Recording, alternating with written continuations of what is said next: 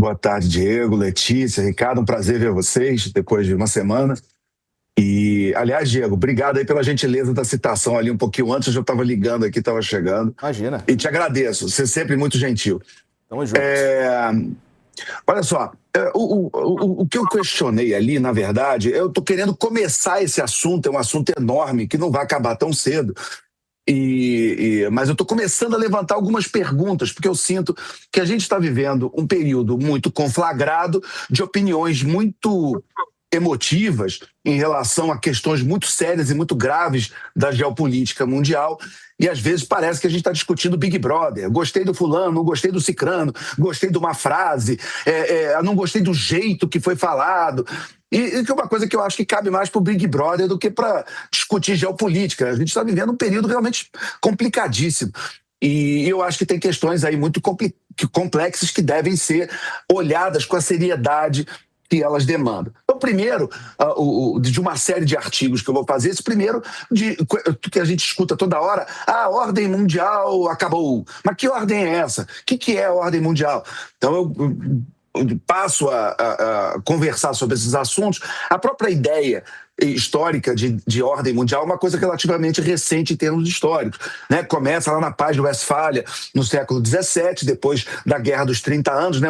Tem aquelas guerras muito sangrentas, religiosas, depois da Reforma, e os países envolvidos, eles estão exauridos, cansados, e não são estados-nações como hoje, né? Eram mais reinos, ducados, enfim, mas o mundo estava conflagrado, e aí eles resolveram sentar cansados, e muitos países ali, por exemplo, a Inglaterra nessa época estava em guerra civil, então eles não tinham condições de continuar com aquela guerra, e eles resolveram, então, fazer uma paz pragmática, uma paz sem vencedores, uma paz por dizendo, olha, cansamos de brigar.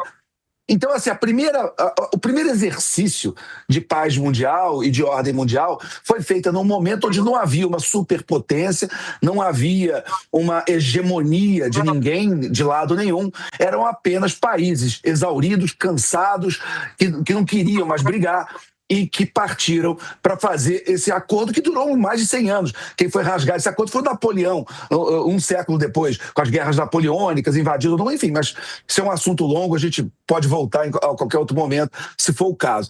A chamada ordem mundial que está se referindo agora, dentro dessa ideia, o Henry Kissinger, por exemplo, escreveu um livro ótimo chamado Ordem Mundial, inclusive no título, né? Não estou aqui discutindo se gostaram ou não gostaram do Henry Kissinger, mas era um cara do ramo, indiscutivelmente. Conhecia, sabia do que estava falando, tanto como intelectual, né? Os anos que ele ficou em Harvard, como professor e também toda a experiência que ele teve como secretário de Estado, como um agente importante. Independente de ter tomado mais decisões aqui ali, e tomou, né? Ninguém está discutindo isso, mas conhecia o assunto. Então, ele falava muito da ordem mundial como algo que precisava de equilíbrio e legitimidade. Primeiro, né? Quer dizer, você tem que ter um conjunto de regras pactuadas pelos principais agentes envolvidos, que é o que ele chamava de legitimidade, né? Ou seja, isso não quer dizer que os envolvidos estão achando bacana, aplaudindo, gostando. Ele era muito pragmático nesse ponto. Ele sabia que esses grandes arranjos mundiais, eles envolviam muitas vezes agentes que não gostavam uns dos outros, que tinham culturas muito diferentes, agendas muito diferentes, mas a legitimidade poderia vir, pelo menos, de algum tipo de acerto, onde eles pactuavam por um conjunto de regras. E também deveria haver um certo equilíbrio de poder, recurso, dinheiro, para nenhum país se impor aos outros de maneira unilateral. Que é um pouco que a gente vê também nessa discussão em relação ao que aconteceu hoje no Conselho da Paz, e em alguns momentos, onde os Estados Unidos, de alguma forma, está dizendo, olha, sou eu que ponho o dinheiro, eu quero mandar, de certa forma. Isso já aconteceu em outros momentos do século XIX, do século XX, principalmente, e agora está voltando, né, essa ideia. E a gente pode discutir se isso é bom, se não é, né, se um mundo com os Estados Unidos mais fraco ou mais forte é um mundo melhor ou pior, é uma outra discussão. Mas a posição da Europa, que eu comparo, assim, é como se a Europa quisesse se divorciar dos Estados Unidos e cobrar pensão alimentícia. E dizer, olha, você não vai dar palpite, a gente vai continuar fazendo o que a gente quer, mas você vai pagar para a gente uma pensão alimentícia. E os Estados Unidos falaram, não, eu não topo esse esquema. Entendeu? Onde eu vou botar dinheiro, eu quero também, de certa forma, mandar, controlar. E uma novidade da cabeça do Trump, também goste ou não, enfim, mas uma novidade que ele pensa com essa cabeça de empresário é o seguinte: onde eu vou botar dinheiro, eu quero em algum momento recuperar. Então, se eu vou entrar num país que tem petróleo, eu quero fazer negócio com o petróleo desse país. Se eu vou entrar em Gaza, por exemplo, essa ideia de fazer um novo plano Marshall, né? Que, claro, tem essa coisa assim meio publicitária, de fazer resort e tal, que o coach levantou muito bem. E eu te confesso, coach, aí você vai me perdoar, que antes de trabalhar no jornalismo, eu fui muitos anos publicitário. E aí meu lado publicitário se empolga um pouco, sabe? De olhar aquele lugar enorme ali de Gaza, com aquelas praias, e imaginar aquilo virando um resort. Mas eu sei que é maluquice, eu concordo com você, tá? Mas eu tenho que confessar que meu coração publicitário, que está dormindo há alguns anos, mas ele às vezes acorda quando eu escuto um negócio desse. Porque eu entendo alguém como o Trump, que trabalhou a vida inteira no ramo da construção, de fazer cassinos, de fazer resorts, fazer hotéis, fazer prédios, ele olhar e ver ali algo como os Estados Unidos fizeram com Las Vegas, por exemplo, que era um deserto e virou o que virou hoje, ou a Disney, que é o maior destino turístico do mundo, que era um pântano, e que o Walt Disney olhou para aquilo e falou, não, eu vou fazer disso aqui a Disneyland, né? Quer dizer, claro, comparações são imperfeitas, né? Mas tem um pouco dessa ousadia de olhar e achar que dá para mudar a história e fazer um negócio totalmente diferente. O que eu acho que é importante, tirando a retórica e olhando um pouco mais para a essência, é o seguinte: existe essa ideia, primeiro, de ter um novo plano Marshall, como foi feito na reconstrução da Europa após a Segunda Guerra Mundial, e dizer, olha, nós vamos botar dinheiro e tentar reconstruir isso aqui de alguma maneira.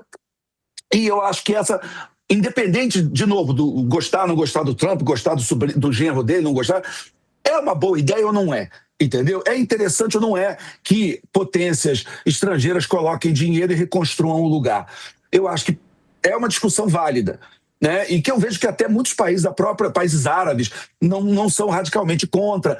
Eu acho que assim, você tem o primeiro impacto, mas aí depois você começa a acompanhar entrevistas que vão saindo depois, e aí muita gente, olha, eu não gostei do tom, mas até que a ideia não é ruim, até que de repente isso aqui pode funcionar, isso aqui... Então eu acho que com o tempo também, a gente vai vendo como essas coisas vão baixar da poeira, baixar do barulho, né? Eu acho que algumas coisas, nem todas, mas algumas coisas podem até ser consideradas, né? E para fechar em relação a esse Conselho de Paz também, que é uma coisa que eu acho que a gente tem que falar também com português, claro, é também um pouco uma ideia de ter uma alternativa à ONU, que seria uma discussão que deveria acontecer na ONU, em tese, né? E, obviamente, o governo Trump é um governo que bate de frente com a União Europeia, que bate de frente com a ONU, por N motivos, alguns defensáveis, outros não, enfim. Mas quando ele pega e cria esse conselho e chama, o mundo inteiro, venha, vamos discutir aqui Gaza, de certa forma, o subtexto eu estou criando uma alternativa à ONU. Algo que deveria ser discutido na ONU, eu estou querendo discutir aqui. Isso também, em termos históricos, é interessante para ver o que vai dar.